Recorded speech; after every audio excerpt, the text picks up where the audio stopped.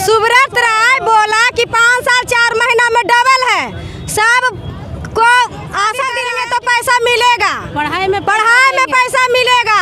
सब कार्यकर्ता को भी बुड़बक बनाया, जमा करता के भी हमारे पैसा से गुड्डी उड़ाया, विदेश मिलाया, सहारा सबको क्रिकेट खिलाता था। अभी कहाँ गया सुब्रत राय? जब आत्महत्या कर रहा है एजेंट लोग, वो कहाँ सुता है? विदेश में जाके क्यों बैठा है? और नीतीश कुमार कहता है कि प्राइवेट में क्यों पैसा जमा करते हो, तो नीतीश कुमार काहे लाइसेंस दिया उसको, उस पर क्यों नहीं? अगर बेनिफिट टीवी का वीडियो आपको पसंद आया तो चैनल को सब्सक्राइब करें। धन्यवाद। समस्याओं को लेकर नेताओं पास जाते रहते हैं। आज ही ऐसी समस्याओं को लेकर आए हैं जो भारत ही नहीं, बिहार ही नहीं, पूरे देश के लिए गंभीर समस्या बन गया है। आम जनता की समस्या है। जनता की समस्या ये है कि अपनी गाड़ी कमाई जो है, सहारा इंडिया परिवार जो नॉन बैंकिंग कंपनी है, उसमें लोग ने 1-1 रुपया काट के अपने खून पसीने का कमाई जमा किया था। क्यों जमा किया था? उनका था कि भाई 5 साल में दुगना हो जाएगा, 8 साल में दुगना हो जाएगा। इस तरह का जो लोभन दिया गया, प्रलोभन दिया गया था। इसी लोभ में लोग चाहते हैं कि मेरा ही पैसा 2 पैसा ज़्यादा हो जाए, दुगना हो जाए, और हम अपनी बच्ची का शादी कर दें, अपने बेटे का पढ़ाई लिखाई करवा दें। इस तरह का आप लोग देख सकते हैं कि इतने सारे लोग जो जमा हुए हैं, किसी न किसी आशा के रूप में, किसी न किसी लोभ के रूप में अपना इन्वेस्टमेंट सहारा इंडिया परिवार में किया है और चाहते थे कि हमको कुछ लाभ मिल जाए। लेकिन सहारा इंडिया परिवार सारे लोगों का पैसा लेके बैठ चुकी है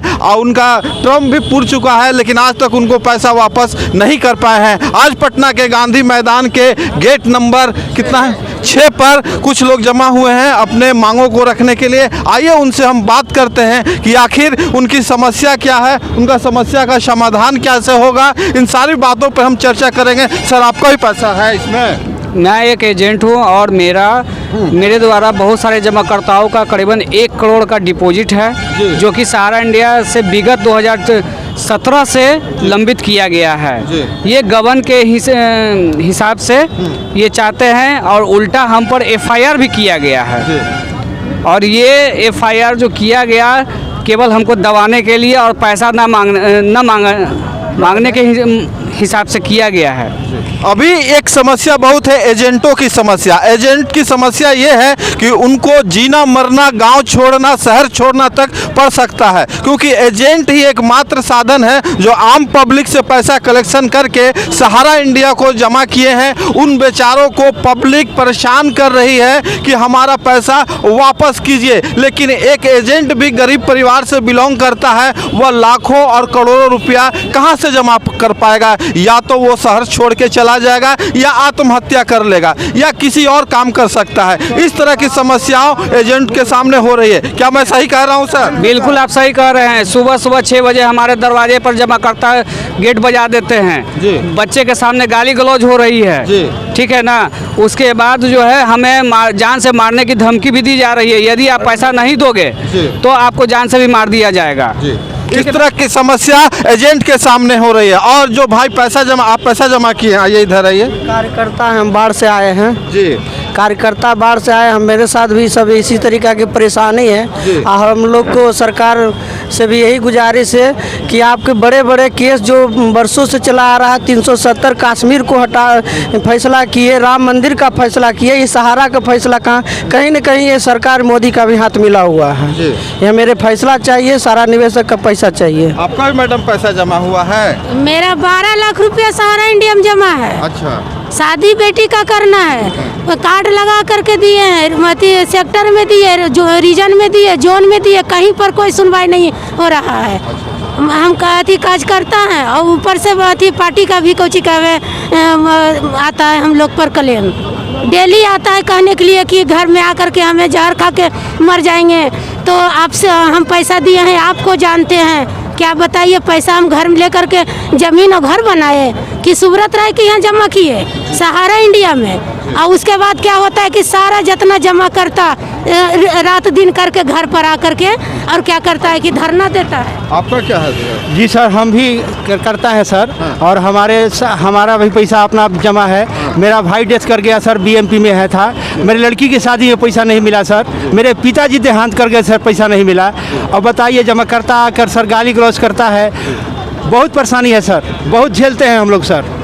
जी आपका भी है सर? जी सर, हाँ बोलिए। मेरा पैसा सहारा इंडिया में जमा है। पैसा का समय भी अवधि पूरी हो चुकी है। पैसा के लिए हमें डिमांड भी करवाया, डिमांड भी आ गया।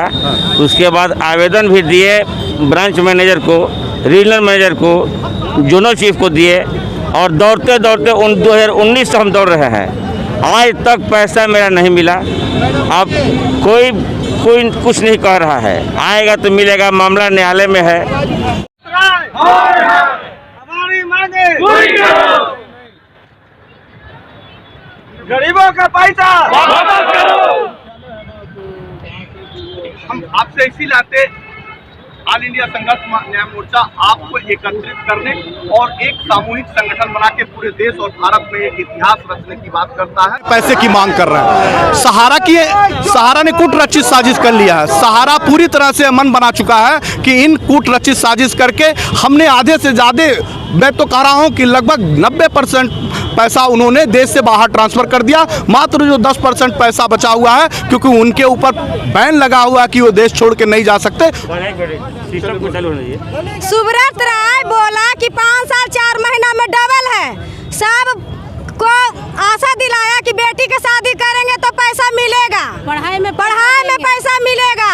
सब कार्यकर्ता को भी बुड़बक बनाया, जमा करता के भी हमारे पैसा से गुड्डी उड़ाया, विदेश घूमा, ऐश्वर्या राय से हाथ मिलाया, सहारा सबको क्रिकेट खिलाता था। अभी कहाँ गया सुब्रत राय? जब आत्महत्या कर रहा है एजेंट लोग, वो कहाँ सुतल है दोगला? विदेश में जाके क्यों बैठा है? और नीतीश कुमार कहता है कि प्राइवेट में क्यों पैसा जमा करते हो? तो नीतीश कुमार काहेला लाइसेंस दिया उसको, उस पर क्यों नहीं? रोशन कुशवाहा जी को आवेदन पढ़ने के बाद उन्होंने कहा कि आप जाकर थाना में FIR करिए। हम लोग 5 आदमी गए थे वहाँ पर। DM महोदय साहब ने किसी तरह का कोई कार्रवाई अब तक नहीं हुआ? अभी तक कोई कार्रवाई नहीं हुआ। अभी पैसे बहुत सारी समस्या। विगत 2014 से हम सभी कार्यकर्ताओं जमाकर्ताओं के भुगतान नहीं हो पा रहा है। लाख फरियाद करने के बाद न प्रशासन सुन रहा है और न सहारा बैंक सुन रहा है। सारे चीज़ ठीक करने के बाद मुख्यमंत्री के यहाँ आवेदन देने के बाद मुख्यमंत्री बोल रहे हैं कि आप लोगों ने प्राइवेट में भुगतान के लिए लोग दर बदर ठोकर खा रहे हैं। कभी रीजनल ऑफिस, कभी ब्रांच ऑफिस, कभी प्रशासनिक जगह पे, वहाँ तो टाल मटोल कर दिया जाता है। सीधे टाल दिया जाता है कि भाई हम यही काम करने के लिए नहीं बैठे हैं, आपका भुगतान हमारे बस की बात नहीं है। ये थाना से कहा जाता है और केस भी दर्ज नहीं किया जाता है। ये देखिए, ये जो हम लोग पेपर लेके घूम रहे हैं, ये 2018 से पूरा हो चुका है और आज तक भुगतान नहीं दिया गया। ठीक है, ये देखिए, ये सब है। ये करीब 8 लाख का डिपॉजिट है मेरा अपना। ठीक है, देखिए ये 8 लाख का डिपॉजिट है। कोऑपरेटिव का है, कोऑपरेटिव सोसाइटी का, जिसपे कंपनी पर कोई केस नहीं है। सहारा क्यूसॉप है, इस पे कोई केस नहीं है। कंपनी की मनमानी है कि मैं नहीं दूंगा तो नहीं दूंगा। ठीक है, अनेक है सर, काज करता है, जमा करता है, सारे लोग परेशान हैं। सरकार को इस पे हस्तक्षेप करना चाहिए और जनता का जो गाढ़ी कमाई सहारा इंडिया पास है, उसको जल्द से जल्द जनता को दिलवाने का कष्ट करना चाहिए।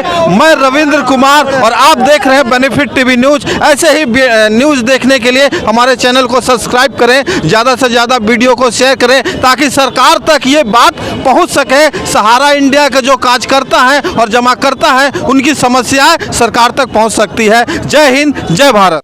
नमस्कार, आप देख रहे हैं बेनिफिट टीवी। हजारों दर्शकों का मनचाहा कार्यक्रम, हजारों साथियों का मनचाहा प्रोग्राम। आप देख रहे हैं बेनिफिट टीवी।